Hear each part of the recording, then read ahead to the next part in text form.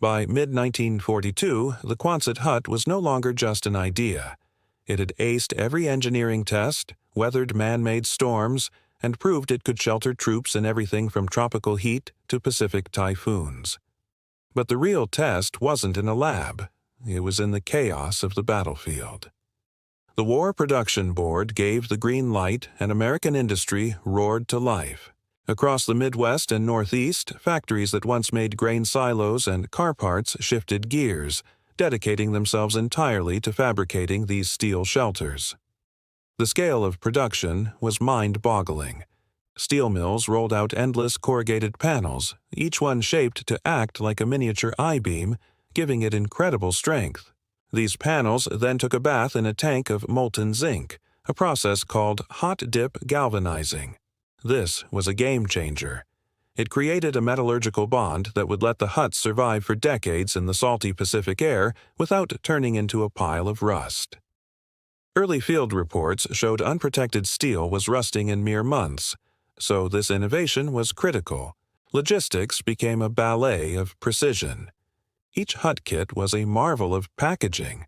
96 steel panels were nested together, shrinking the shipping height from 8 feet down to just 14 inches. The end walls, with pre-cut openings for doors and windows, were packed flat. Every nut, bolt, and illustrated instruction manual was included, so even soldiers with little construction experience could get a hut up quickly. A single Liberty ship could carry 200 of these kits, enough shelter for over 7,000 troops.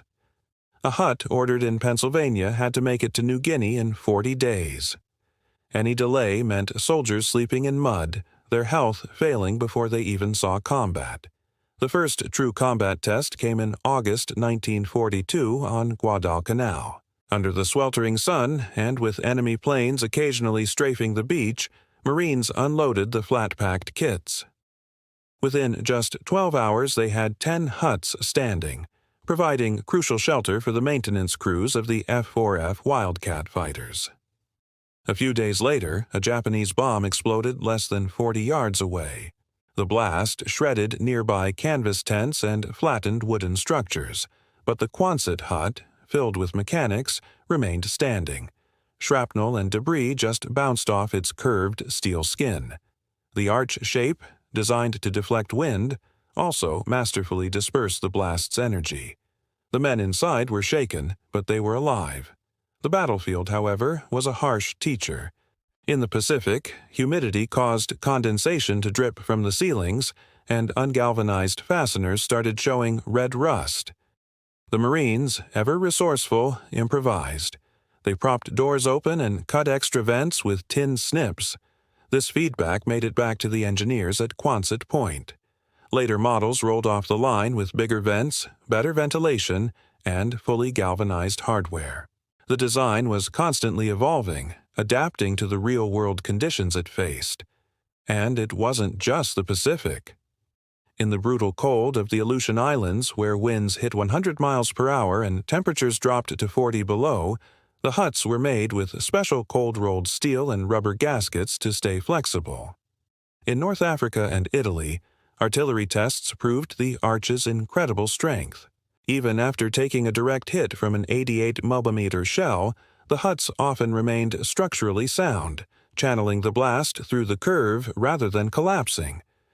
By the middle of 1943, production had hit an unbelievable pace.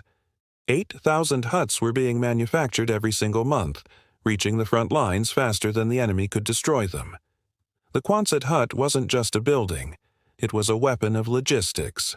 Crews were trained to erect a hut in 8 hours, sometimes less, even under fire or on a patch of uneven sand.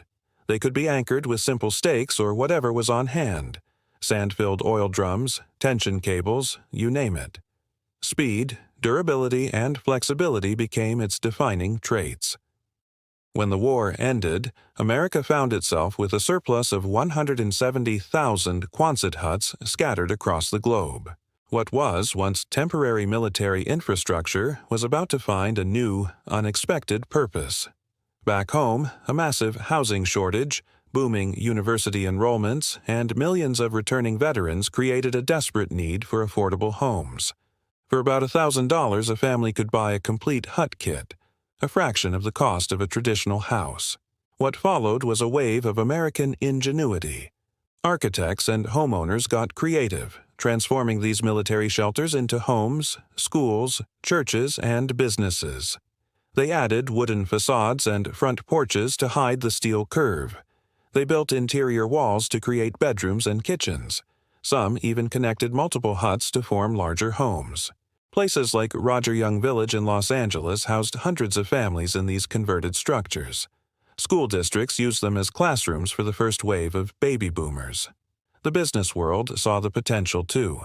The wide-open, column-free interior was perfect for machine shops, auto garages, and warehouses. Farmers loved them for storage, and they were incredibly low maintenance. A quick wash once a year, an occasional check of the bolts, and the structure would last for decades. The Quonset Hut became an accidental icon of post-war America, a symbol of resilience, practicality, and the ability to make something new and useful out of the remnants of war. Even today, the legacy of the Quonset Hut is all around us. Its core principles, lightweight, strong, easy to assemble, and durable, live on. Modern disaster relief shelters like the ones used by the UN are direct descendants of the Quonset design.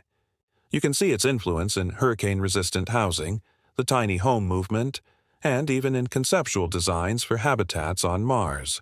The story of the Quonset Hut is more than just military history. It's a powerful lesson in human problem-solving, a testament to how innovation, driven by necessity, can create something so practical and adaptable that it endures for generations. Thank you so much for watching. If you found this story as fascinating as I did, please hit that like button and consider subscribing for more stories about the incredible engineering that has shaped our world. See you in the next one.